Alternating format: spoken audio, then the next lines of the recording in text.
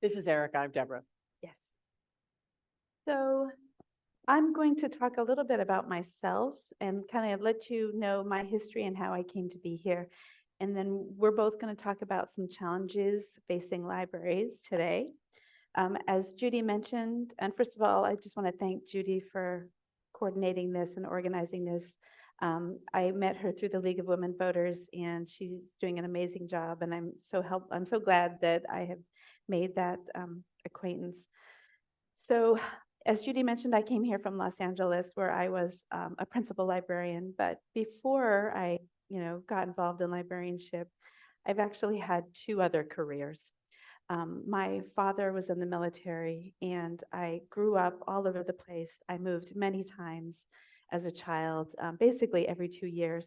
And Deborah and I share that in common. Her father worked for the Defense Department, so we have that background.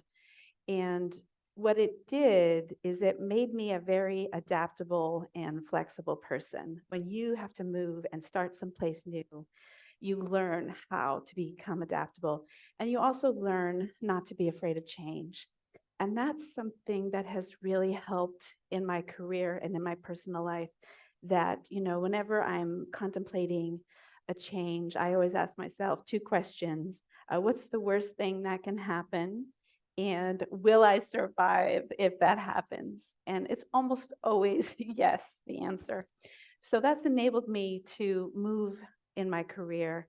And, I started off in academia. I wanted to be a professor, but I realized that I had this intense imposter syndrome. So some of you might be familiar with that term.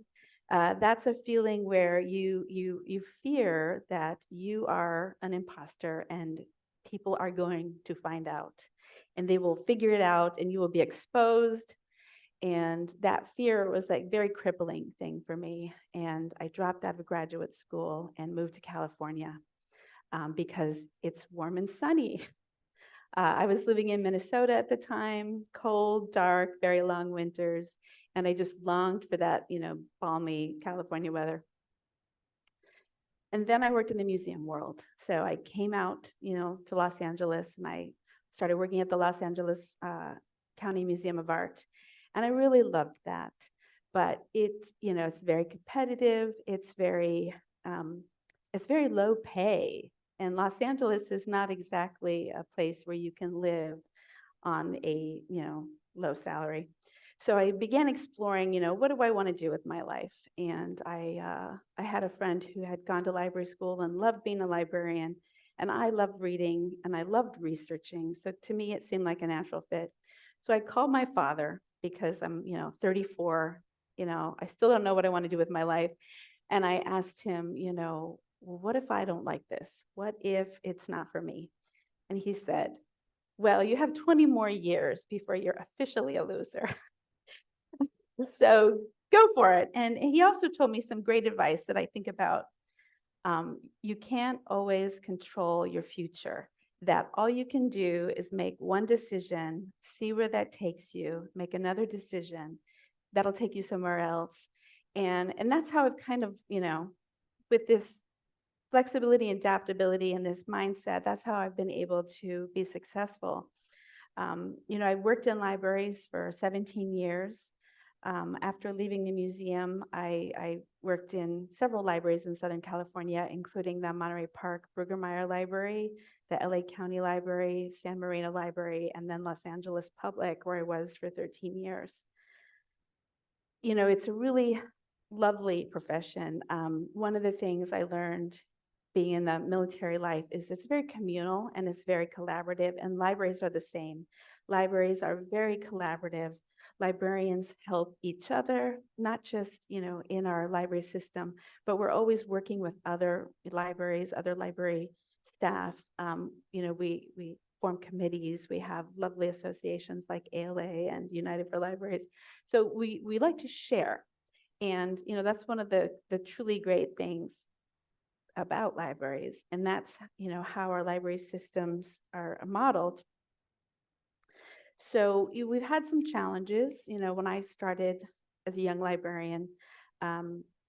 that was at the dawn of the technology. It was in the early 2000s. Lots of people did not know how to use computers. We transformed from a card catalog to a computer catalog. And those technology advances have only increased over time. And we're at a point in our history where, we have the digital divide, where we have lots of people who know how to use technology and many people who still don't and still struggle. And libraries have stepped in to fill that gap, to help people learn how to use computers, how to use the mobile devices. And it's something that we really excel at. And certainly at Sonoma County Library, it's one of our greatest strengths. The other thing that we have seen in the last 15 years or so is an increase in the need for social services in our libraries. When I started, in Los Angeles, we had security issues, but not really, major security problems. But by around 2015, I started noticing that real security problems were occurring, and that the changes in our society with the cost of living, the price of homeownership, the price of rents, we started to see a huge increase in homelessness. And that was actually impacting our ability to provide service in the library. Another thing happened. It's a case, a federal case called Boise v. Martin. And this was the city of Boise versus Martin. Before 2015, if somebody was encamped, living on the streets, the police could throw away their belongings. And this case actually changed that so that cities can no longer throw people's belongings away unless it's been declared abandoned. And that had a major impact when you go to, our big cities like San Francisco and Los Angeles. You can see visibly how that has changed. And, when you're working in a public library, we are the people's library. We serve the whole public, not just a small, portion of the public. We serve the whole public. And for many, the library is the safest place for them to be. It's warm, it's comfortable. There are nice people who work there who help them. And, we started seeing more and more folks coming in. So making sure that we are adapting to those needs and connecting with social services is something that we have been taking on, since then. So those are kind of the main big challenges. In Sonoma County, we're actually quite fortunate that we don't have the same level of problems that the major cities do. We still have it, but we've learned a lot from our peers in those large cities, how to address, mentally ill, substance abuse in our libraries, security problems. We've learned from our peers and best practices. So, those are the challenges. And then I'm going to turn it over to Deborah to talk about something else that we are dealing with, not so much in Sonoma County, but definitely nearby and around the country. Thanks very much. We are so lucky to have her. Seriously. And I understand you have a fabulous library here. Not that we're jealous, but I heard something about 100 volunteers. I want to see the hands. I know there's some volunteers. There we go. This is great. Really. Thank you so much for what you do. And I also understand that sometimes you make donations to the Friends of the Libraries that are making money for the library. So we appreciate that too. So as Eric said, my name is Deborah Doyle. Also, Defense Department brat. And so, but my dad fought in World War II, and we're from Nebraska, a very small town in Nebraska. And he fought in the Battle of the Bulge and was wounded and came back to Nebraska and thought, I have to go someplace where it's warm.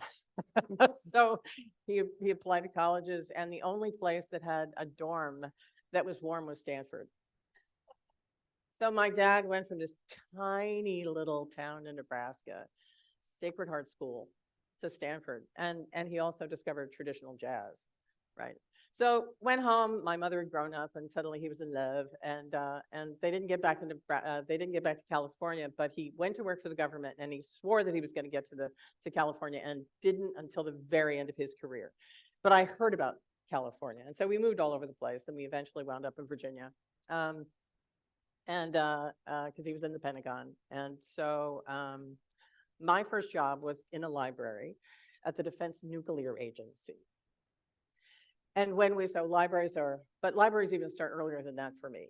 When we moved into a new town, we found the movie theater and we found the library because Mom was getting her degree and, all that stuff. And so movies and libraries have been a really important part of my life forever. Some were good, some were bad. And in Virginia, the Fairfax County Library System is really fabulous. If we have any expatriates from the DC area, right? Good library system, right? So I worked at the library and then fled to California with a friend who we spent our years abroad, we used to say. She spent her year abroad at USF because we couldn't afford Europe. And I spent mine in New Orleans at Loyola because my parents would let me go to a Catholic school, right? So we knew that California was where we wanted to be. So we fled to California. And my first, where I put my foot, the first place in San Francisco was right outside between Specs Bar and between the most fabulous bookstore in the entire world, And so I thought, this is home. I can tell this is home.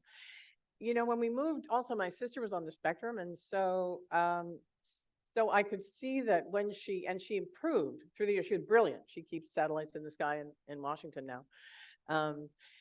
But she, her friends, then she would get different friends, and so it wasn't the same people who remembered all the things that she did when she was little, and so so that was another way that I could appreciate change.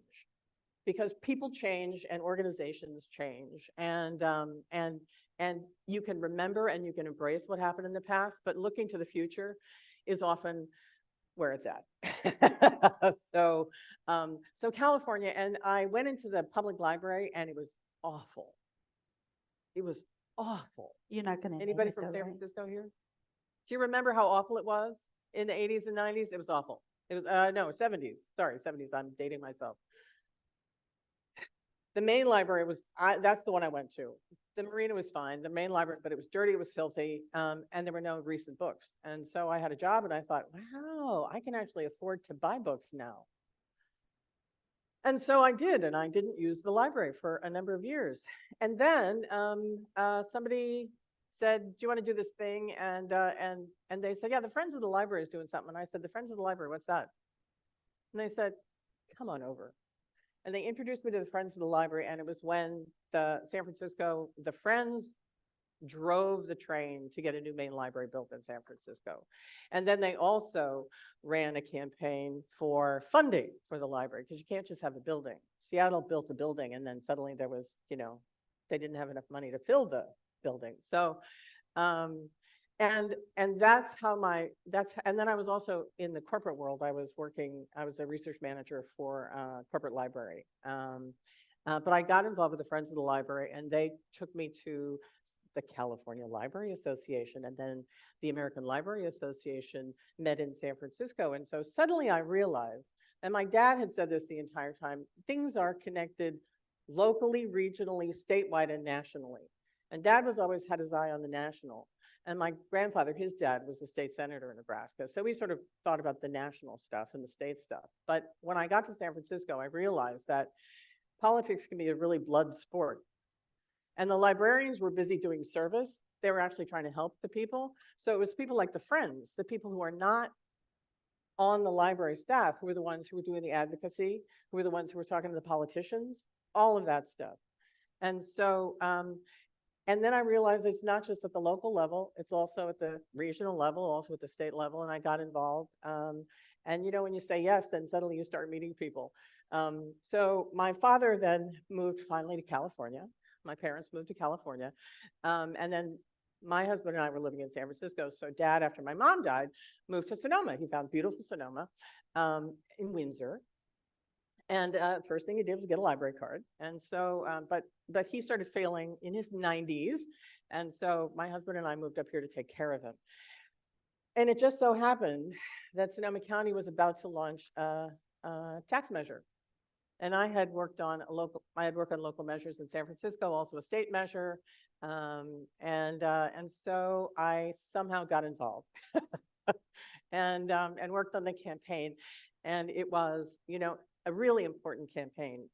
The Sonoma County Library is, it's an interesting library, and Erika probably addressed that too, but it's not a county library. It is a special joint powers agreement library. It's a special district library.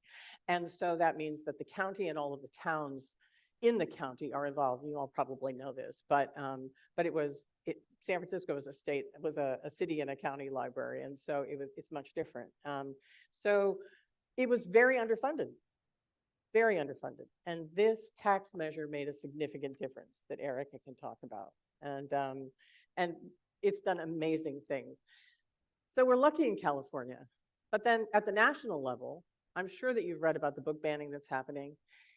It's also happening in California. And it's happened over the years. The Lorax, you remember the Dr. Seuss book, The Lorax? It was banned in Laytonville in the 80s because it was a lumber town and they didn't like that, but that was different. It was individual challenges. And so libraries could deal with it, school libraries could deal with it. But these days, there is a significant move to bring a list of books that sometimes the people haven't even read, and bring it to school libraries and public libraries. And we're fortunate in California, but those kinds of stories about book banning and the violence that happen in school board meetings and library meetings, they have an impact on people who do collections in libraries. Perhaps they're less likely to order some of the books that may challenge some of the community. And one of the things that I think that people like us who are not, and I have a library degree and that sort of thing, but as a civilian, who is supporting the libraries, our voices are pretty important. Erika and her staff can do advocacy, they can talk about this stuff, they do education in the community, but our voices are much more clear if you talk to your electeds at every level and say we're concerned about this. It's very, very, they notice that. They notice it, of course, when someone who is a paid public servant says something because they're experts. But if we take the time to say, this is wrong, and we have a community conversation, it's much more effective than people yelling at a school board meeting or people yelling at a library board meeting or people demonstrating at a branch. And so, so it's going to be a very interesting couple of years, I think. And it started at about probably 2020. The challenges started hitting, but it has really become an amazing thing. And I could give you numbers if you're interested. I don't want to take up too much time, but honestly, it's frightening. And the thing about libraries, there's no like national system. There's an American Library Association, there's a California Library Association, but libraries are funded 95 to 99% locally.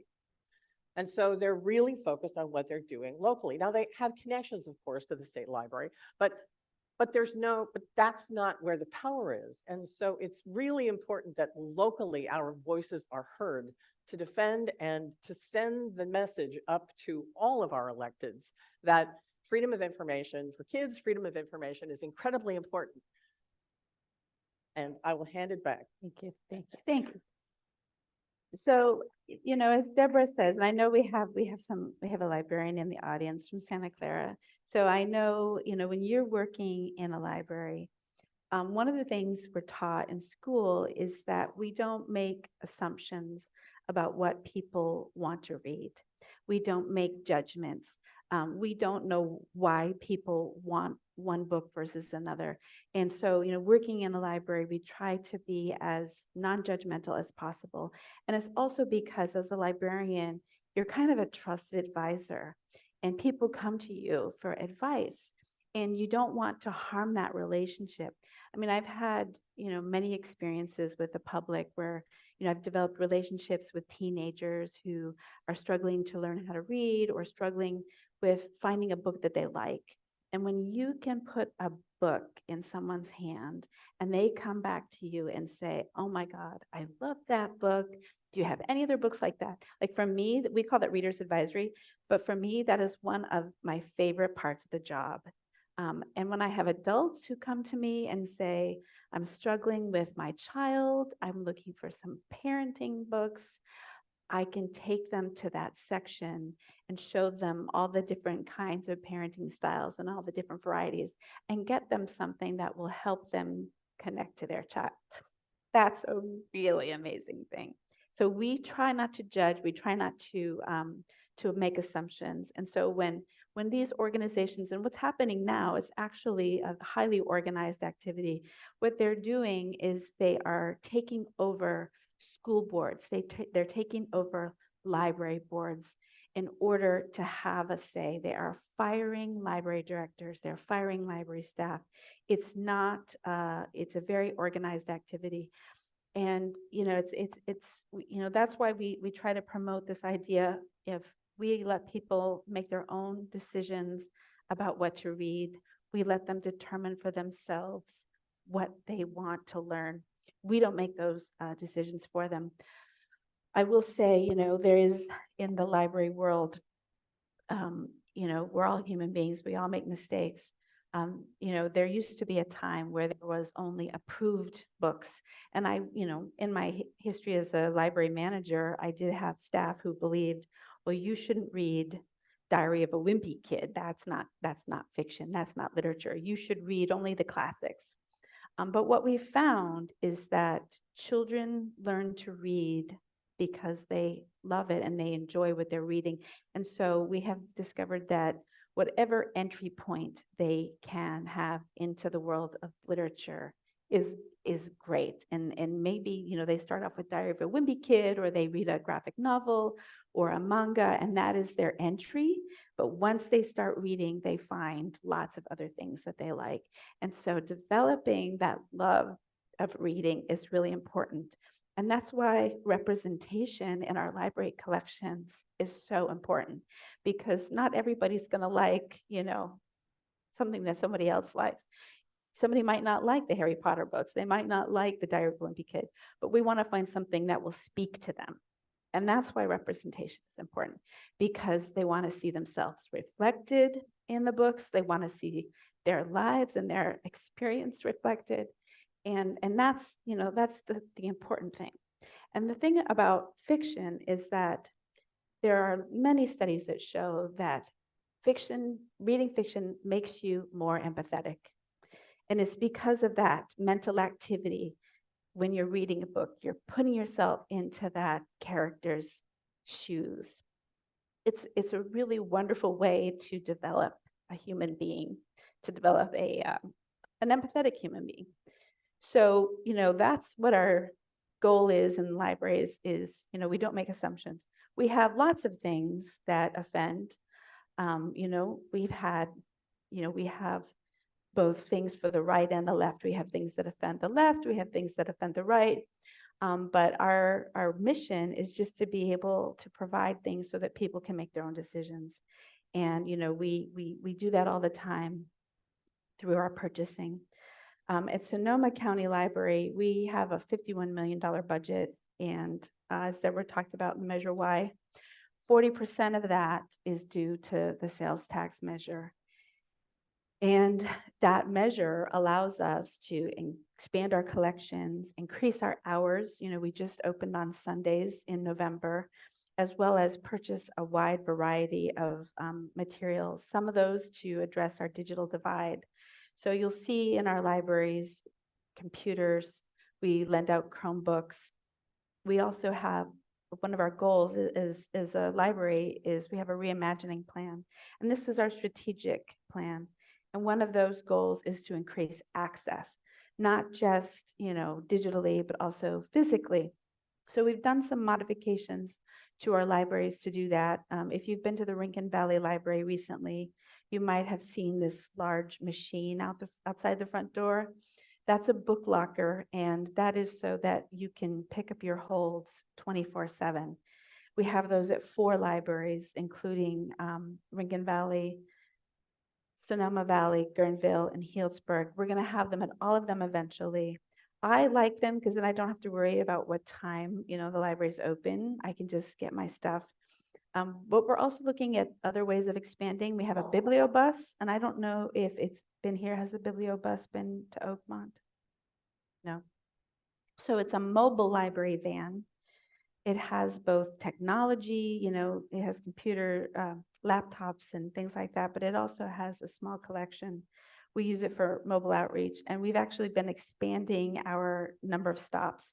So right now we have 12 regional libraries, but we have areas of our county that are unincorporated that are not near libraries. So, Glen Ellen, Boys Hot Springs, Bodega Bay, Geyserville, and our bibliobus is now making regular stops at those locations. And what we're hearing is that people are really hungry to have that bookmobile come to them because it's, some people have mobility issues.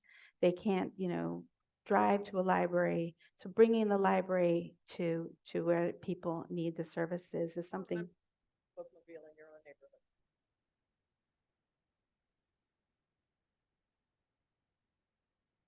Yeah, so, and next year, we're actually hoping to get another bibliobus so that we can increase our ability to have additional stops. We're doing these laptop kiosks. If you go to a library now, you might see a bank of computers. We're converting those into a kiosk where you check out your laptop and you can take it wherever you want. So instead of being, stuck at one physical location, you can take it wherever. So those are some of the things that we're doing at Sonoma County to increase our technology program, to increase access to our public. And I can tell you that we're doing a really, and I say this, we're doing a really fantastic job. I talked to other library directors in other parts of the state, and many of them are not even open at the same number of hours that they were before the pandemic. I know Sacramento Public isn't. I know LA Public isn't. We have not only matched the pre-pandemic hours, we've actually exceeded them. And last year, our circulation was the highest it's been since before the measure. So I know that the people really appreciate it. Do you have anything you want to add? Only that I'm sure that there are some questions, but the Measure Y was so important to the library, and we really could add so many things that were not available to this library system. And I can kind of sneak in and say it was only a 10-year measure, however. And so we don't want to envision what would happen if there's not a renewal. So there is not a formal system. We've done a couple of surveys, and actually people are very happy with the work of the library. But things can change politically and that sort of thing. So we want to make sure that people know the new things that are happening at the library. We want to make sure that you know how important your vote is if it comes up. But there are some incredible things that the library is doing and continues to plan on doing. If you've got questions about the stuff that's going on nationally, I'm always happy to talk about that, but I don't want to take up too much time. If you've got specific questions. Oh, yeah. Yeah. So I just want to share a few other things that we're working on. We've been working to increase work with teens and youth. Some of you may know that we have a parks pass, so you can check out a parking pass for our state parks at your local library. And you can use that, up to 3 weeks. You can go to as many parks as you like. We also recently, this last summer, we did summer lunch at our library for the first time since before the pandemic. And what that is in the state of California, every child gets a guaranteed breakfast and lunch when they go to school, regardless of their income status. But over the summer, when there is no school, they can go to the library. And so families that are facing food insecurity can bring their children to the library for lunch. This last summer, we hired 14 paid teen interns to conduct that program. And the state library is actually expanding it. The state, we get a lot of grants from them. And one of the grants that we recently received, and this happened in the last couple of days, is grant funding to improve our buildings. So as Deborah mentioned, we're a JPA. So what that means is that the cities own the buildings and the library provides programming and service. And we recently conducted a facilities master plan that identified about $200 million worth of improvements. Although we have our Measure Y funds, we don't have enough money to make all of those improvements. The cities are responsible for part of them as well. But these grants, we worked with all of our partners to identify things that we could do, and we received 4. So we received funding for the Rohnert Park Library, for the History and Genealogy Library outside of Central, for the Guerneville Regional Library, and for, what's the 4th one? I don't know. I don't remember. Oh, Lord. Oops. It Yeah. just happened this week, Yeah. so we're not. But yeah, the state library, they have these wonderful grant programs that we've been applying for to make these improvements. And so in the next 4 years, we're going to improve these buildings. We're also building a new library in Roseland. This will be the first new library in Sonoma County since 2003, when Rohnert Park was built. It will be a shared joint use facility with the city of Santa Rosa and the library. It will include a fire station, a library, and a community center. And we have raised $19.5 million for this new library. We still have $3.6 million to go, and that $3.6 million will cover the furniture, the books, the fixtures, the computers, and all of the bells and whistles for a 21st century library. And it's a very exciting thing. In November, we're going to have an architect's preview at Central Library, and the architects will show us some artistic renderings of what could be possible. We think that the new library is going to be our 21st century library. It's going to have, programs to meet the needs of the community. We'll work with community partners to provide services. It'll have all the technology classes. And, we're hoping that, we can get all that money raised by next fall when they go out to bid. So we're working with our county public library foundation to help with that effort. And it'll be my first building. I'm really looking forward to it. I think it'll be beautiful, and it will be a model, for all those other projects. We'll be able to have, events there, and people, I believe, will be so enamored of this beautiful library that they will want to revitalize the libraries in their communities. So that's something that we're all looking forward to. Mhm.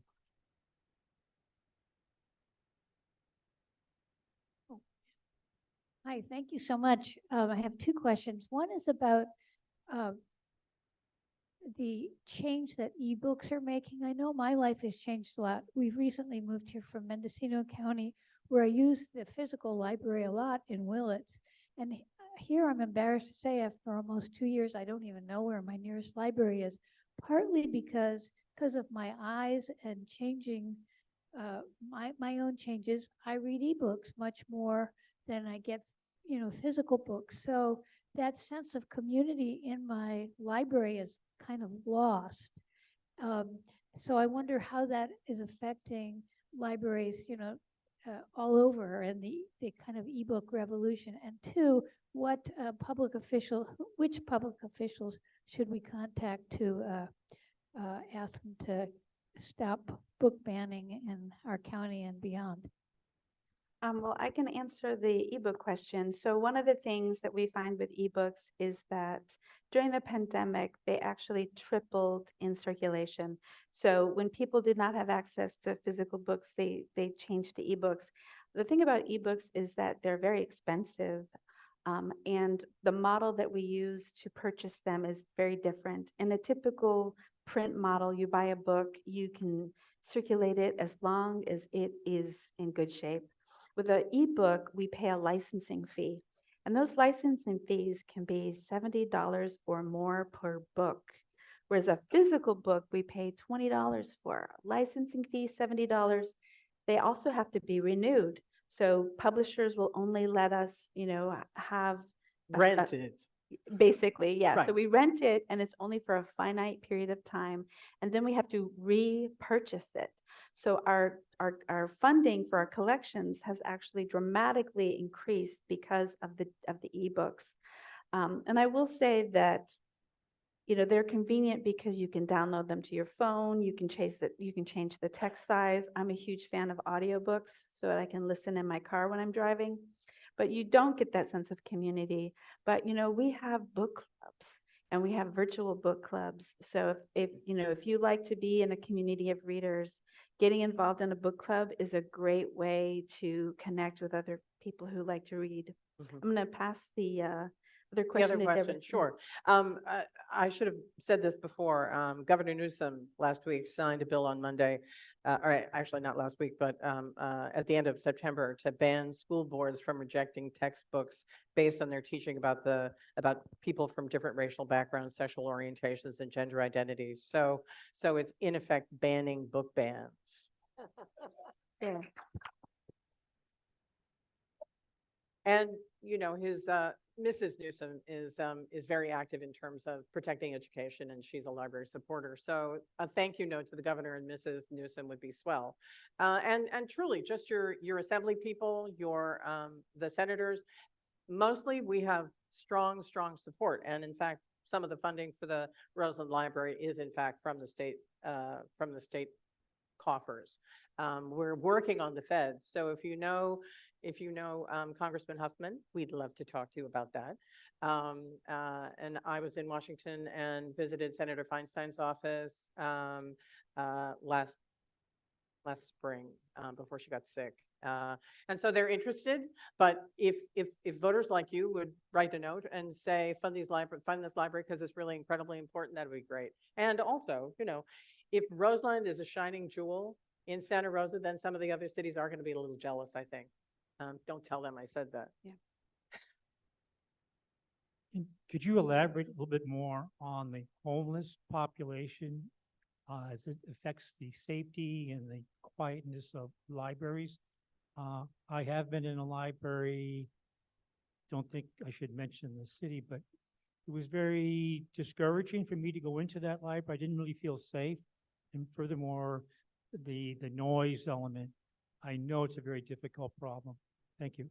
Sure. So in Sonoma County, we actually recently revised our standards of behavior and our safe conduct policy.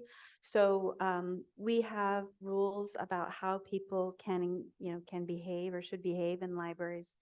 And then we have consequences when people are violating our rules. So in Sonoma County, we actually have, security guards at 4 of our libraries, including Central Santa Rosa, Petaluma, Northwest, and now Guerneville.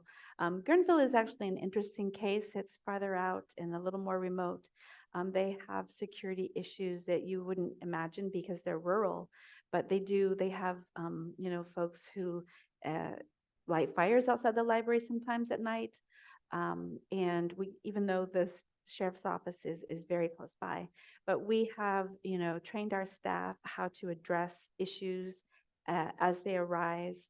We have a process where if a patron, violates one of our rules, we actually have a matrix, what is the infraction, what level of, we suspend people. We actually suspend patrons. We suspend their library privileges for a certain amount of time. So depending upon the infraction, it might be you're suspended for a day, you're suspended for a week, you're suspended for 6 months, you're suspended for a year. And we have actually also had restraining orders against one patron who assaulted an employee. And I can say that, coming from Los Angeles, I worked in the western area of Los Angeles, and I had some really, really severe security incidents in my branches. We're very fortunate that we don't have that here in the level that we did there. But I was very familiar with all the security protocols when I came here. And it's actually, we kind of, I feel like we got ahead of the issue before it got really bad. We also know that, mental health, mental illness is a real issue that we're not, addressing properly at the local and state level. And one of the things as a library that we are starting to work on is working with Department of Health Services, working with other agencies who can help. The City of Santa Rosa and Petaluma have a SAFE team. And this is a group of an organization that works with unhoused individuals and mentally ill, and we call them and say, okay, somebody's having a crisis, and the SAFE team actually will come to the library, will try to intervene and either, find a way to help the individual, get them enrolled in some kind of social service so that we can address the issue. The problem with Sonoma County is partly the rural aspect, but partly because not all of our cities have the same number of resources. So Santa Rosa has much more resources than Sonoma or Cloverdale or Guerneville. So, that's the problem that we have, is that, we have cities where there's more resources and those branches have those tools, but our more remote areas, we're trying to figure out how can we provide that same service to those areas. And staff training is incredibly important. It's also good to remember that post-COVID, everybody's on their last nerve. And so our staff is trying to be aware of that because they want to be of service. That's the whole point. I was curious as to how you promoted the library pass that people could use at state parks. I work in the kiosk at Jack London and Sugarloaf Ridge, and I've been seeing them at least once every time I've been there. So in the last 10 days, I've seen at least one, but I kind of would expect more, and I don't know how you're letting people know about them. Well, we did a press release. Does we everybody know about this the state state pass, parks? first of all? Okay, sorry, go ahead. Oh, so what she's referring to is the state parks pass. We also have regional park passes as well. Our state parks passes are actually highly popular. We have over 700, but they're always checked out. And we're actually 5th in the state out of over 1,000 libraries in the state of California. Sonoma County has the 5th highest parks pass circulation. And I think it's partly because we have such a beautiful, place to live, and we have so many fabulous state and regional parks. People love the outdoors here, and so, those parks passes are super popular. Our other, the regional passes, we have a backpack, and usually I bring it with me to show everybody. Those are actually so popular, we have a holds list. So it's like 20 people in front of you if you want to check out one of our Discover and Go kits. But we do social media, we did a press release, word of mouth, but yeah, people love the parks passes. Okay, I want to make sure I get this straight. So 40% of the funding for the library comes from sales tax. And we have to periodically vote to renew that sales tax. So this is what, Measure Y? Yes on Measure Y. And will that be in March or November?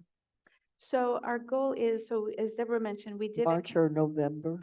November, Possibly. Yes on Y, Possibly. on November. possibly. Possibly. And it may not be Measure Y. So it was Measure Y the last time, but if there's a measure, it probably will be a different measure. Let her. A, wouldn't that be nice? My question is about the computers or laptops that you hand out or let people use.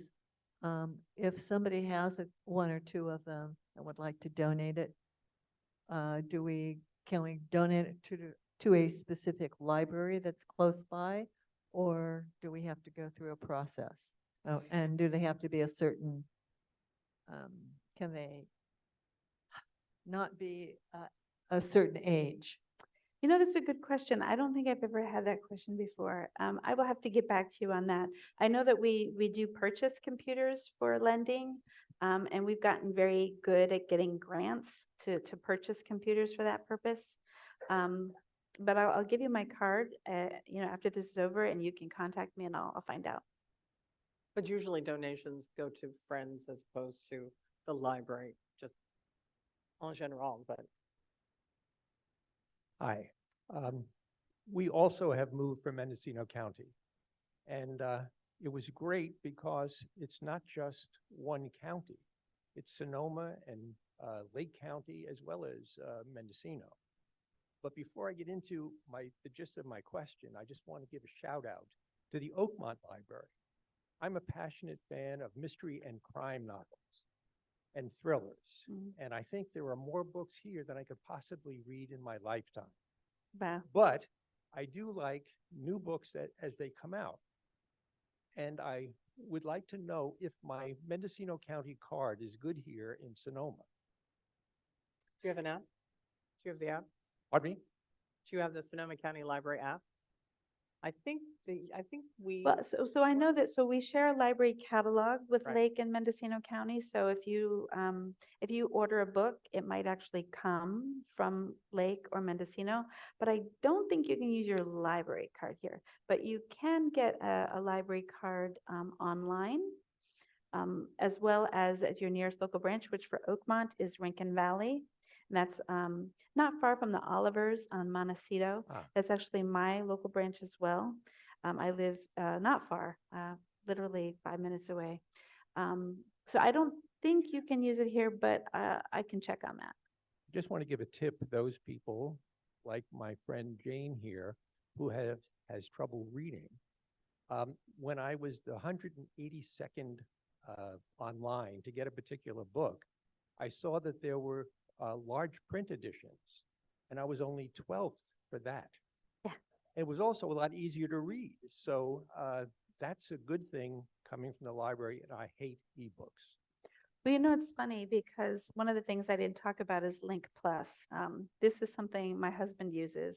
So Link Plus is a network of 70 libraries throughout California that if you can't find a book from Sonoma County Library or from Lake or Mendocino, you can go onto this webpage and put your request in, and you could get items from San Diego, San Francisco, Riverside County. My husband is a filmmaker. Deborah and I also share that in common, books and films. And he gets really obscure films sent to him from all over the state. Last week, he watched a German expressionist film from the 1920s that he got from Link Plus.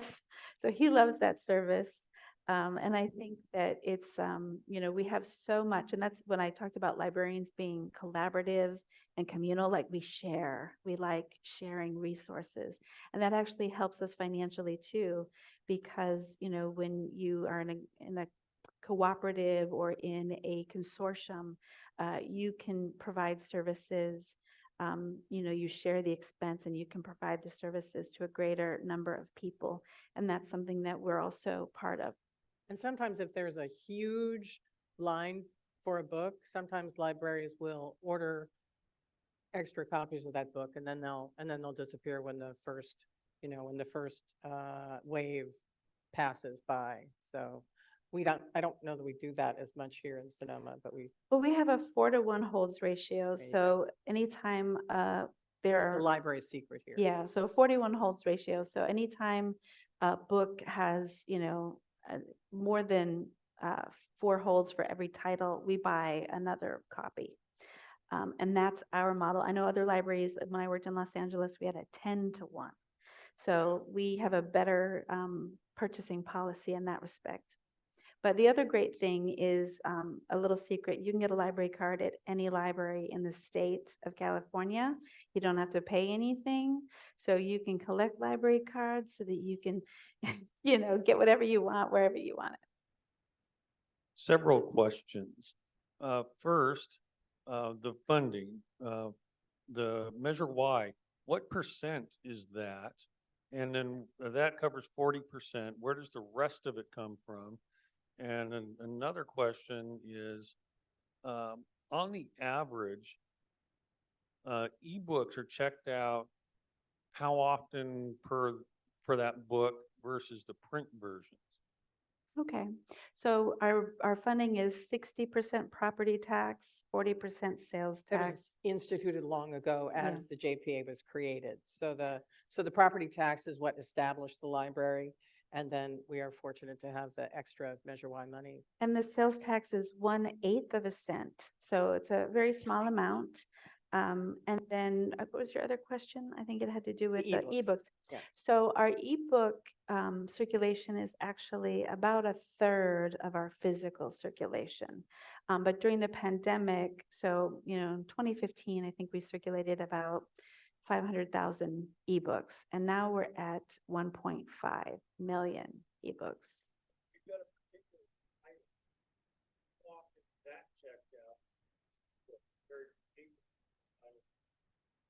I don't know the specific numbers, but I do know, like I said, every license has a max. So when you buy a license, maybe it's 50, you can circulate it 50 times before you have to renew it. I don't know the exact amount, but I know with a physical book, a physical book can circulate until it falls apart. So it is a huge difference. And as I said, the cost of ebooks, $70, $100 versus $25. Huge differential. But that's one of the things the publishers are trying to do is they're trying to, some publishers have said they won't sell ebooks to libraries because they don't like that they're not getting that, money. So, it's been a real struggle, and there are some publishers that won't sell to libraries. The cost and the funding structure is really, ridiculously expensive. And the same freedom of expression laws do not apply to ebooks the way they apply to printed books yet. So the American Library Association and a number of other organizations are trying to change some of that legislation. So if you're interested in laws like that and want to write a letter or want to write a letter of support, please see me, because we're doing that kind of stuff at ALA.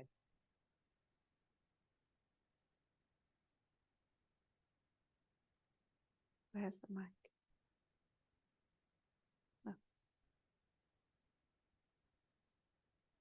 Hello, I enjoyed your presentation very much. At the university where I used to work, the library reported to me. And at the university where I used to work, the library reported to me.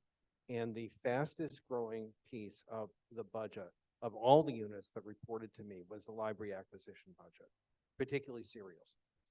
Are you facing these kinds of issues? Because it's just backbreaking. It's not sustainable. So he's talking about periodicals, and I will say that it is true that it isn't just books that we have digitally. We do have other electronic materials, including newspapers, other periodicals.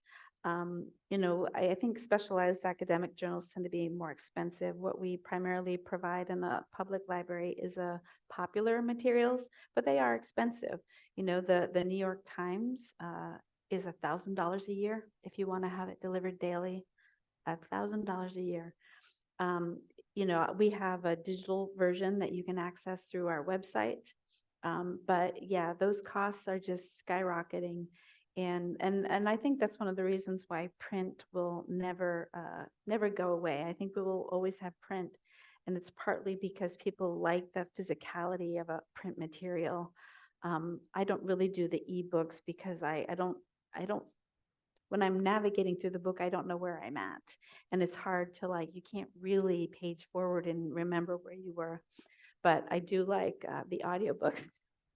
That's helpful. But it's very expensive. And every year we have to tell our staff, you need to cut your budget by a certain amount. We do cut things from our collections because of cost. Some things are just become too difficult to sustain. Some libraries have a model where you can access things from your home, but then if there are other high value items, you have to go to a physical branch to access them. Los Angeles Public Library does that. They have 3 tiers, one where you can access from home, one you can access from inside any branch, and then some you can only access from the main central library. And those are those really expensive ones because we pay based upon the number of users who have access. So the larger your population base, the more money you're going to pay for that. And that's the cost agreement that we have. I have 2 questions. I went on your website to see if I could find a list of newspapers, and I couldn't find just a list, do I have to go in and say, well, I want to see the LA Times, see if it's there, or how do I do that? The second question, more of a comment, is we just went to your wonderful sale at the Veterans, and so many of those books look like they've almost never been read. Are those donations or are they leftovers from the library?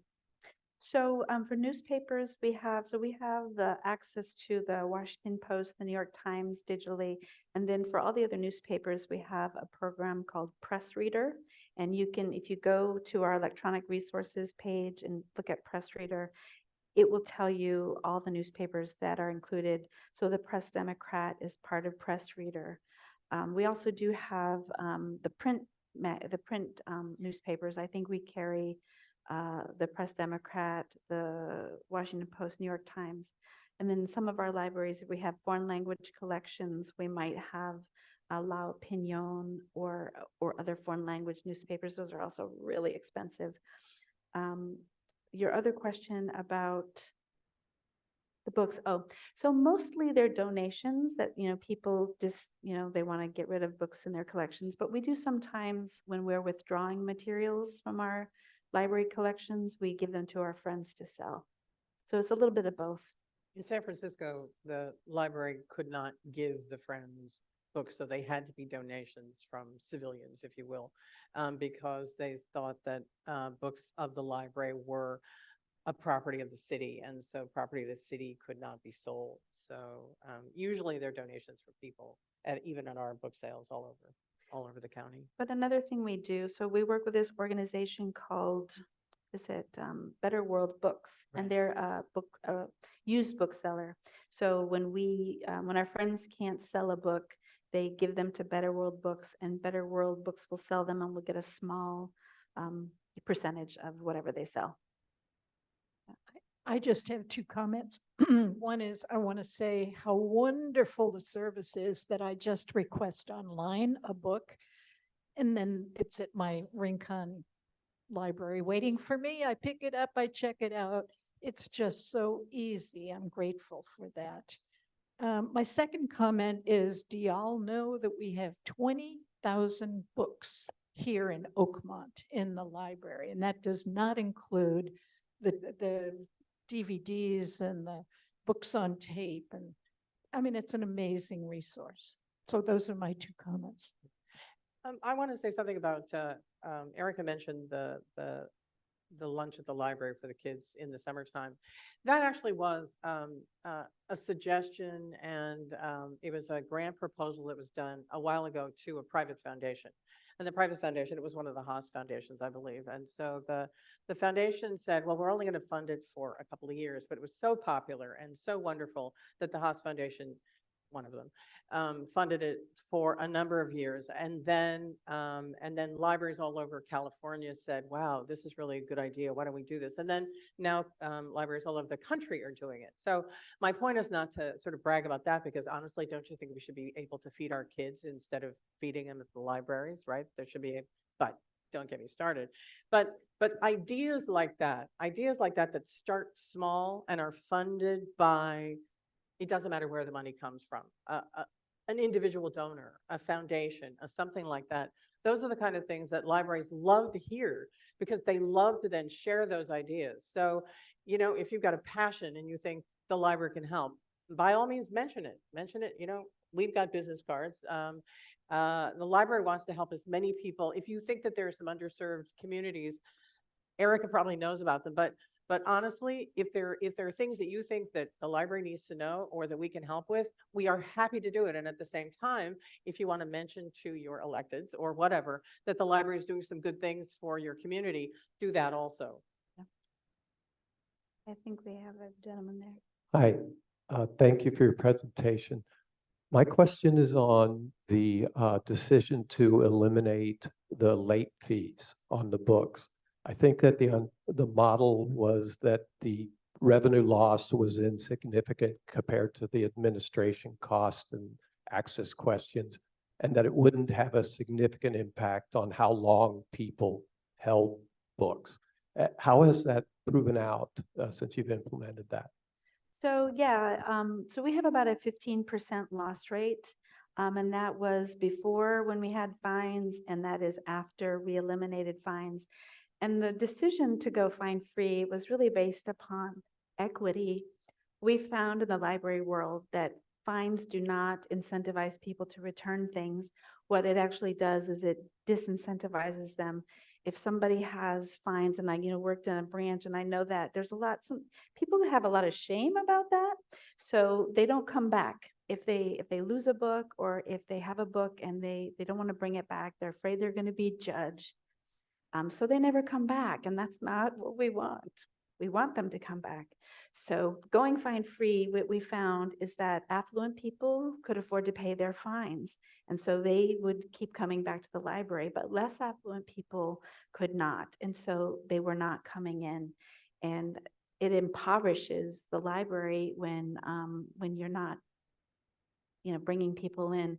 The other thing that we found is that what we do is, if you lose a book, you still get charged for the book.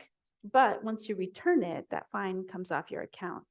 But we do kind of build into our budget a certain amount of loss. We do expect that people will forget things or move somewhere, but we've tried to kind of destigmatize that by going fine free. And as I said, the loss rate is the same. So. And also, it is expensive to send the letters out to say, come on in, when, what are the odds of that, especially if people have been moving around. So by and large, we think this is a good settlement. 2 last questions. Do you have an author's speaker series? We do, one of the things that happened during the pandemic is everything went virtual. So a lot of times our author talks are virtual so that we can allow a greater number of people to participate throughout the county. But last year we started doing much more in-person programs, and having authors come has been one of them. We actually they had a really big event in Santa Rosa with author Jaleesa Arce, who wrote a book called, I forget, it had to be with being, You Look Too White to Be a Latina. And we had huge turnout. We had about 200 people turn out to Central Library, and another huge turnout at Roseland. But it is, authors are expensive. So, we're trying to figure out, who, we can bring who will, really motivate people to come to the library. The poet laureate. That is my goal. From Yes. Sonoma. She was so cool. And so the city of Sonoma Valley bought a bench, and because they want to encourage people just to kind of browse and hang out downtown. So they put this fabulous bench in front of the used bookstore in Sonoma Valley, and she came to give it a little speech. It was so great. It was so great. And then she just got a MacArthur grant. Mm-hmm. Homegrown MacArthur grant. We love that.